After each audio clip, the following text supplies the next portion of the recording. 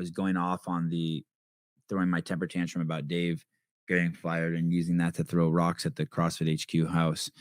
I mentioned this gym. I mentioned Austin Malleolo and how he was representative of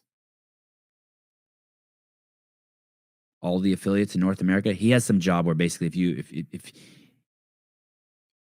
what are they called?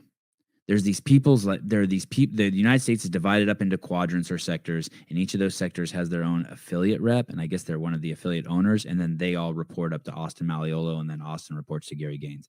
And I was talking about how the gym that Austin owns, One Nation, had stepped ahead of the pack, and 2 weeks before the government was mandating it, they made a post on their Instagram saying that people without vaccines would not be allowed in this gym. You had to be vaccinated.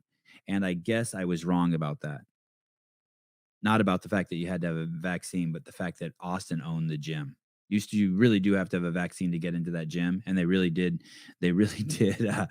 post that they're doing it for your health and safety. And they really did implement the protocol before the government required it.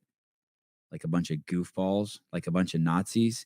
But I guess Austin sold the gym 6 months ago. So I apologize for attaching Austin's name to that. And I don't think an apology is strong enough because once something has been said, it's been said. So I'm willing to do some penalty burpees or something.